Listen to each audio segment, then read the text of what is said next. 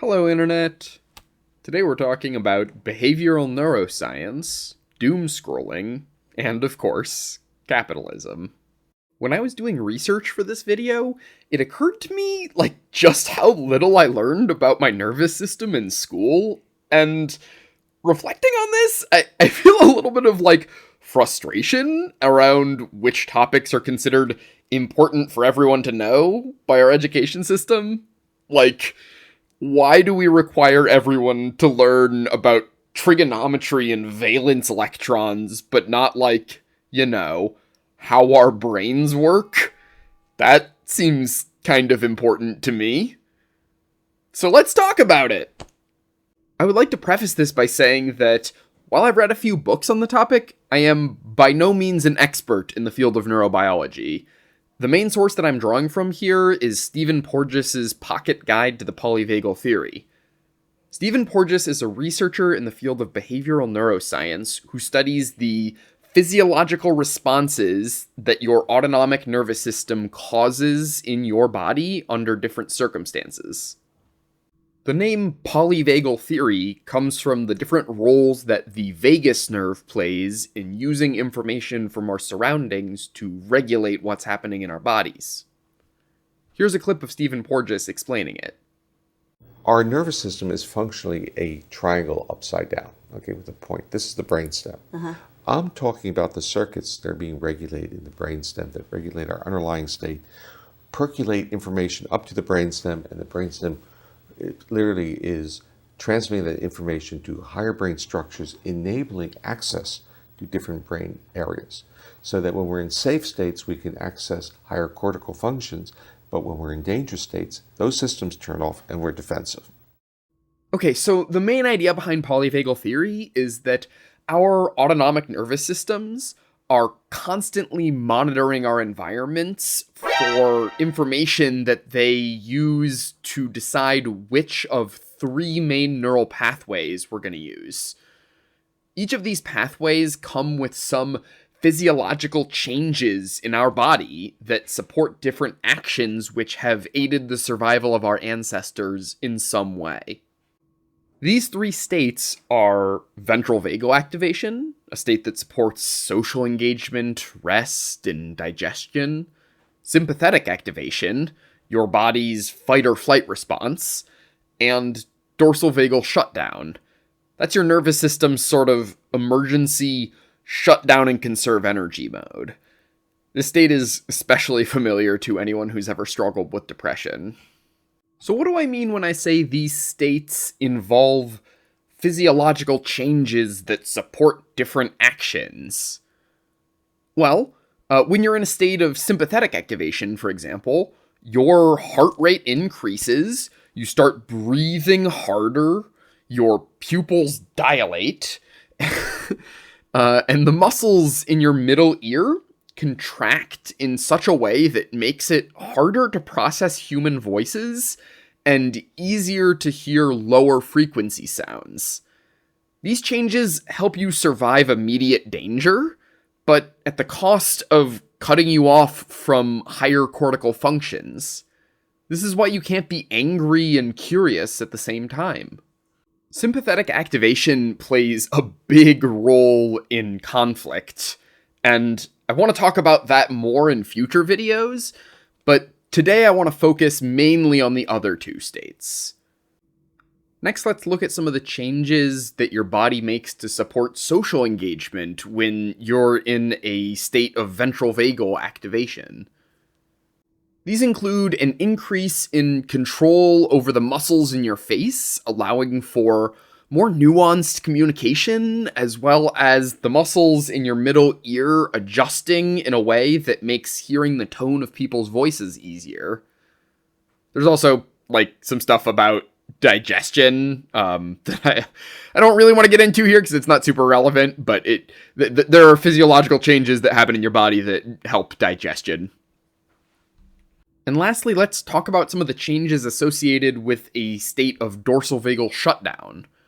Your heart rate and blood pressure drop, it becomes harder to make eye contact, and your body releases endorphins that provide a kind of numbing and dissociating effect. This state is all about conserving energy and kind of like weathering storms, and that's pretty much its whole function. So what determines which of these states we're in at any given time? Well, our brains are constantly scanning our environments for signs of danger. Things like loud noises, lions, whatever these things are, or anything else that our brains have learned to associate with danger through our lived experiences can send us into a state of sympathetic activation. And the way that these pathways are structured, if going into a fight or flight response doesn't resolve the issue, we then go into a state of dorsal vagal shutdown. Okay, so that's how we get into sympathetic activation and dorsal vagal shutdown, but what about ventral vagal activation? I mean, like, I don't know about you, but that's kind of the one that I would like to spend more time in. Well, it turns out that not only do our brains scan our environments for signs of danger, they also scan them for signs of safety. Smiles, laughter, and body language that demonstrate interest are just some examples of cues of safety that can signal to your nervous system that it's okay to move into that ventral vagal state that's going to support social engagement and relaxation. Okay, so that's all, like, interesting and stuff, but, like, what does that have to do with doom scrolling, you might be wondering? Well, let's imagine you're lying in bed scrolling Facebook. At some point, you will probably run across a depressing post about something that's happening in the news. I mean, they're kind of everywhere. Depending on a number of factors, this could either send you into a state of sympathetic activation or dorsal vagal shutdown. For now, let's assume that the post is something your brain is perceiving as unalterable and inescapable. When you can't get out of a dangerous situation, your brain sends you into a state of dorsal vagal shutdown. Congratulations, you are now doom scrolling. So let's say after a few minutes of doom scrolling, you come across a meme that one of your friends posted that makes you smile. From a neurological standpoint, this interaction works differently than laughing together in person would. We often think about communication as the words that we choose to use, but in face-to-face conversations, the words we use are just a tiny fraction of the data our brains are exchanging. Body language, facial expressions, volume, and intonation are all lost when we compress our communications into text and memes. And it turns out all of those things play a pretty big role in our brain's ability to detect safety. Unlike in a face-to-face interaction, when you smile after seeing a meme, it doesn't smile back at you. And when the part of your brain that's searching for cues of safety doesn't find them, it has a hard time transitioning into that ventral vagal social engagement state. So instead, you stay in this state of dorsal vagal shutdown and just keep scrolling. And it turns out, spending a lot of time in this state has kind of a compounding effect. According to Stephen Porges, if you're in a constant dangerous environment, your nervous system is going to find it difficult to detect safety. This might be one of the reasons why social media usage is linked to increased rates of depression. When we spend hours scrolling Facebook, our brains are searching for these cues to let us know that we're safe, so that we can use neural pathways that support social engagement.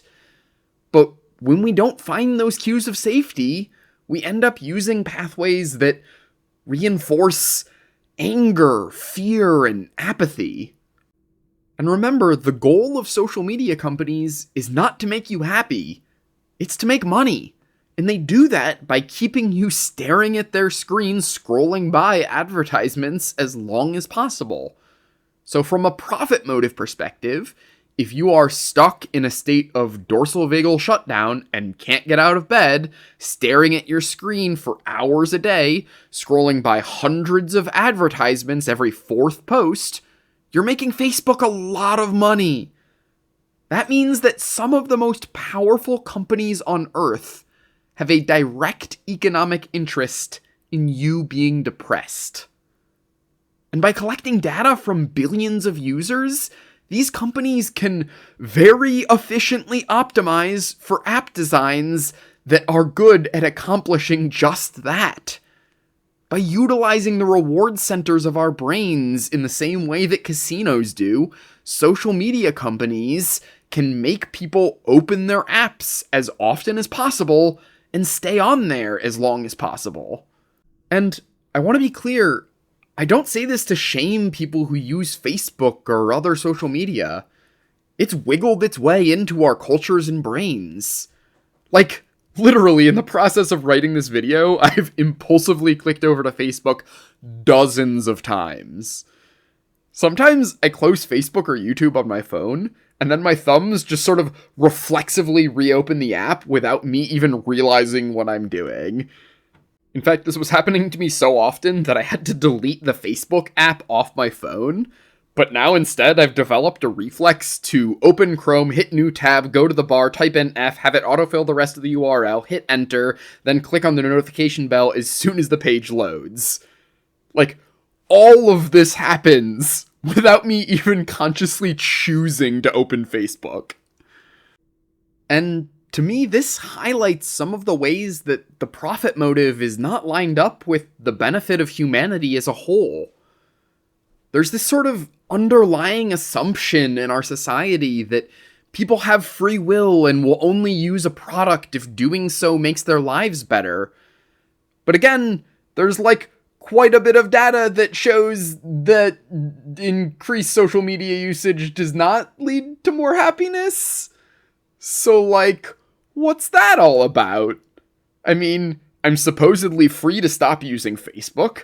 I hate Facebook. I know that using it makes me miserable. Facebook as a company does a lot of things that don't line up with my values. So why am I still using it? Because it has reached its way into my brain and pulled a bunch of chemical levers in there that keep me using it. And not only is it chemically ingrained in my brain, but it's also difficult to disentangle from without giving up the primary avenue for maintaining many of my interpersonal connections. And honestly, I don't have easy access to better avenues for recreation, humor, connection, and community available to me right now. And I find myself mourning all the joy and community and creativity and growth and learning and love that humanity is missing out on by relying on social media apps to meet so many of our interpersonal needs.